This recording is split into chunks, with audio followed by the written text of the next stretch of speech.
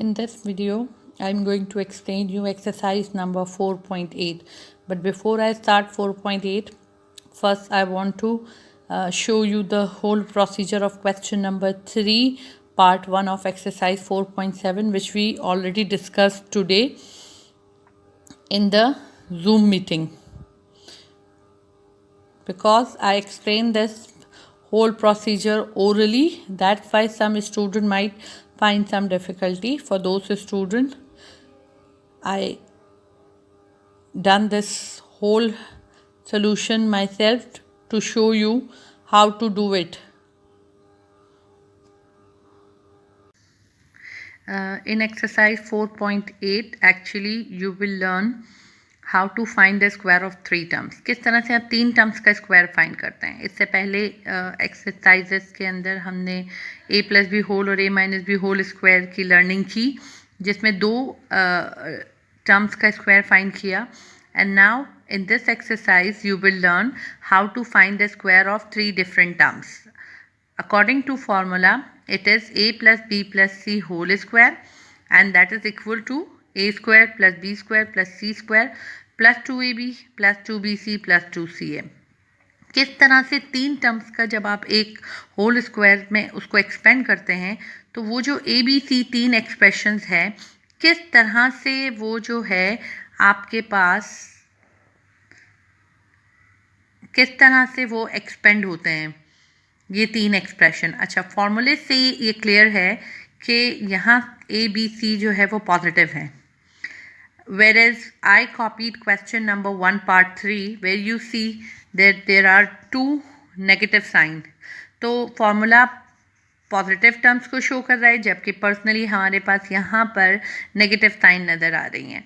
तो अब इस मीन्स के ये जो माइनस है ये टर्म्स की पर्सनल साइन है. अकॉर्डिंग टू फॉर्मूला हमारे पास थ्री पॉजिटिव टर्म्स हैं, तो उन थ्री टर्म्स को हम इस तरह से एक्सपेंड करेंगे.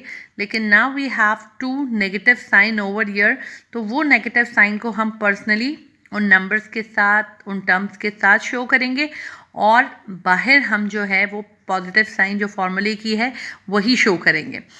फॉर दिस पर्पस हम जब क्वेश्चन को दोबारा सोल्यूशन में कॉपी करते हैं तो फर्स्ट ऑफ ऑल हम इन साइंस को क्लेरिफाई करेंगे कि how to use these sign as personal sign. तो first of all we copy question as it is 7x minus 2y minus 3z once again, and then we have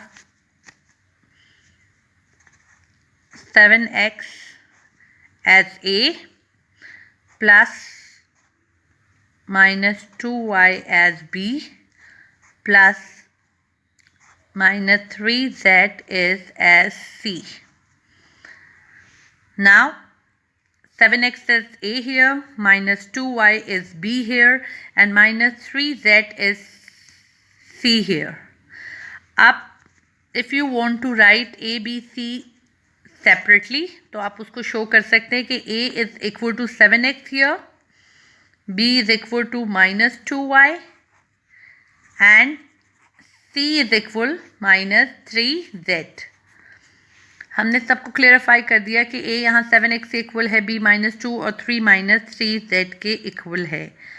in case अगर हमारी positive expressions होती, यहाँ plus की science होती, तो हमें personally इस तरह साइन अलग से शो करने की ज़रूरत नहीं थी, हम इसको डायरेक्ट कर सकते थे. But now we have to clarify कि क्यों यहाँ पर हमने प्लस और माइनस को अलग किया, क्योंकि अकॉर्डिंग टू फॉर्मूला हमारे पास अगर तीन पॉजिटिव एक्सप्रेशन है तो हम उन तीन एक्सप्रेशंस को इस तरह से एक्सपेंड करते हैं. अब जब हमने ए को अलग से शो कर दिया, बी को अलग से और सी को अलग से शो कर दिया, अब लेफ्ट हैंड साइड में हमारा क्वेश्चन है एक्सपेंड द फॉलोइंग का मतलब है कि हमने अपने आंसर्स को फॉर्मूले के राइट साइड में लाना है. What is the right side of the formula, यानी the answer should be in the form of a square plus b square plus c square plus 2ab plus 2bc plus 2ca. अब इस form में हमें answer लाना है, उसके लिए हम दोबारा सारी टर्म्स पे काम करते हैं. Now as we show the form in the formula 7x that is a minus 2y that is b plus minus 3z that is c. Now this whole is equal to actually, now according to formula, first of all we have a square, तो यहाँ हमने square of 7x लेना है. This is a square plus b square means minus 2y square plus minus 3z.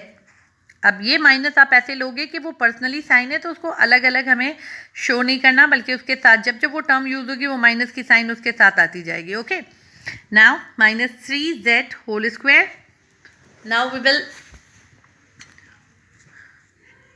show the next form, plus 2ab. For 2ab के लिए I will take 7x minus 2y. This is plus 2ab plus 2b के लिए 2, 2bc के लिए minus 2y minus 3z plus the third term is plus 2ca. Plus 2ca के लिए we will take plus 2c is minus 37 minus 3z, and then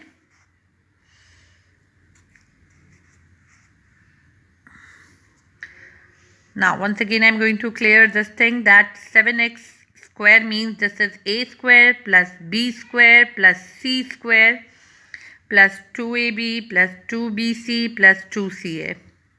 Now we will solve each and every bracket separately. One by one एक bracket को हम solve करते जाते हैं. 7x square का मतलब है 7 7 ज़ा 49x square plus minus 2y square means minus minus plus 2 2 ज़ा 4y plus 3 3 minus minus plus 3 3 ज़ा 9z square plus now 2 7s are 14. Now we'll multiply 2 7 and 2. 2ab means to multiply 2 with a and b, the values of a and b.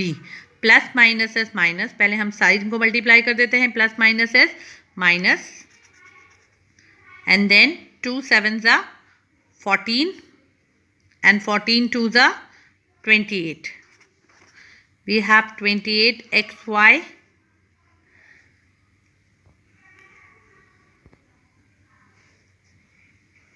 next we have plus minus minus minus minus plus. Sign को पहले solve करना है, उसको पहले multiply करेंगे, then we will go for the terms to solve. 2 2 ज़ा 4 4 3 ज़ा 12 y and z. Next we have plus minus minus 2 3s are 6 and 6 7s are 42. That is how we get the answer. इसी तरह हमें सारे solve करने हैं. इसके बाद मैं आपको नेक्स्ट क्वेश्चन जो समझाऊंगी वो इसी एक्सरसाइज का एक ऐसा क्वेश्चन है जहां हमें ए बी के सी के लिए जो है वो फ्रैक्शंस दिए गए हैं. तो उसमें मैं आपको एक्सप्लेनेशन दूंगी कि जिस तरह से हम सिंपल एक्सप्रेशन को सॉल्व करते हैं उसी तरह से हमें जो है वो फ्रैक्शंस को भी ए बी सी के लिए लेकर पुट करना है और इसी तरह से उसको एक्सपेंड करना है.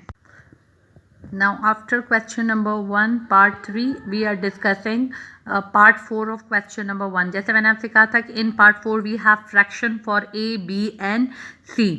After copying question हमने दोबारा question solution में copy किया, then we copied a formula and then we are going for the same step which is given in the formula. अच्छा, formula show कर रहा है a plus b plus c whole square is on the left side. तो हमने भी फॉर्मूले के according अपनी वैल्यूज़ जो एक्चुअल क्वेश्चन की है वो पुट की हैं. a यहाँ पर 1/2 a है, b यहाँ -2/3 b है और c यहाँ पर 3/4 है. जिस तरह से फॉर्मूले में ए बी सी का यूज़ हो रहा है इन द सेम वे हमें अपनी क्वेश्चन की जो ए बी सी वाली एक्सप्रेशंस है उनको पुट करना है. यानी वेरेवर ए इज़ यूजिंग वहाँ हमें 1/2 ए को पुट करना है और wherever B is using वहाँ हमें -2/3 को पुट करना है, और वेर सी इज़ यूजिंग वहाँ हमें 3/4 को पुट करना है। 1 by 1 जिस तरह से ABC का यूज़ फॉर्मूले में किया है, हमें 1/2A - 2/3B और 3/4 को एज इट इज़ पुट करना है। ठीक है, तो सबसे पहले I already done this step. For a square, I have taken 1/2A whole square plus for b square -2/3b whole square plus c square 3/4 whole square. Then we are taking the product form 2AB, 2BC, 2CA. For that plus 2AB, I have taken here plus 2 into 1/2A, and that is multiply with -2/3b. So this is the form of 2AB plus 2BC के लिए I have taken 2 for B -2/3b, for C 3/4, and then for 2CA plus 2C is 3/4 and A is again 1/2A. तो हमने फॉर्मूले का left side भी question के through solve किया और उसका राइट साइड भी किया। Now we are going to simplify. आप एग्जैक्टली क्वेश्चन की वैल्यूज़ को फॉर्मूला में पुट करने के बाद हम उसको सिंप्लीफाई करेंगे कि what is the answer of 1/2A whole square. क्या आंसर होगा हमारे पास 1/2A का होल स्क्वायर का? तो जनाब 1 ज़ा 1 या हमें डबल करना है, ऊपर वाली एक्सप्रेशन को भी सॉल्व करना है, नीचे वाली एक्सप्रेशन को भी सॉल्व करना है, एज वेल एज वेरिएबल को भी सॉल्व करना है। तो 1 ज़ा 1 एंड 2 ज़ा 4। बिकॉज ऑफ दिस स्क्वायर हमें हर क्वांटिटी को 2 टाइम मल्टीप्लाई करना है, जो कि which is given in the bracket. ठीक है, सो 1 ज़ा 1 एंड 2 ज़ा 4 and A into A is A square. ठीक है, तो 1/4 A square is the result of 1/2A whole square plus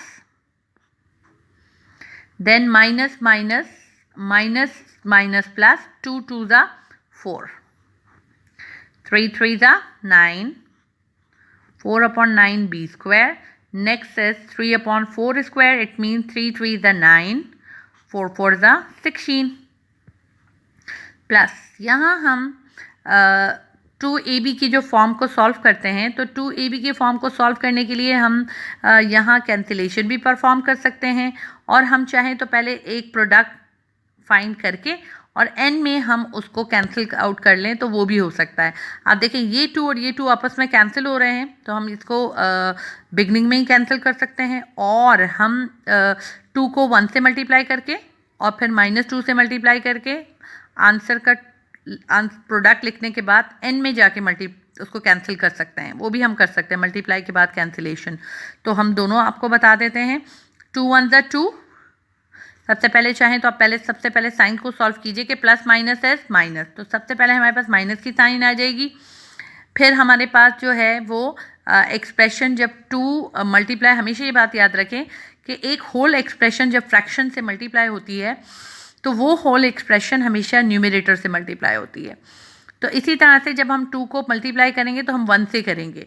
ठीक है, 2 1 ज़ा 2 और फिर 2 2 ज़ा 4, तो -4AB अपॉन 3 2 ज़ा 6। अब हम कर सकते हैं कैंसिलेशन 2 2 ज़ा 4 एंड 2 3 ज़ा 6, और हम उसको ऊपर भी कैंसिल कर सकते थे। एज अ रिजल्ट हमारे पास 2/3 आता है, और अब भी हमारे पास 2/3AB ही आ रहा है। Plus now next plus minus is minus. अब हम नेक्स्ट टर्म को सॉल्व करने लगे हैं। प्लस माइनस माइनस हुआ, 3 3 कैंसिल हो सकते हैं, और 2 2 ज़ा 4 होगा, वो 4 से कैंसिल होता है, तो हम मर्ज करके पहले आंसर ले आएँ। 2 2 ज़ा 4 एंड 4 3 ज़ा 12, 12B upon 3 4 ज़ा 12. Now we can cancel both the 12 together.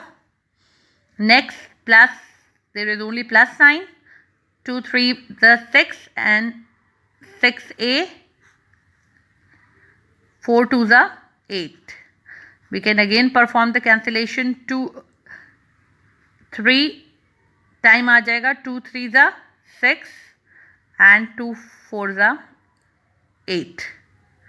Now after cancellation क्या हमारा आंसर आता है? हमने नेक्स्ट स्टेप में फाइनल आंसर लिखना है। 1/4 A square plus 4/9 B square plus 9/16 minus 2ab/3 minus b plus 3। ये कैंसिलेशन के बाद हमारे पास जो रिमेनिंग आंसर्स हैं टर्म्स की वो ये है and this is the final answer. So that is how आपने किस तरह से तीन एक्सप्रेशंस को, अगर वो सिंपल होल एक्सप्रेशन होती है या फ्रैक्शंस होती है, उसको कैसे सॉल्व करना है आपने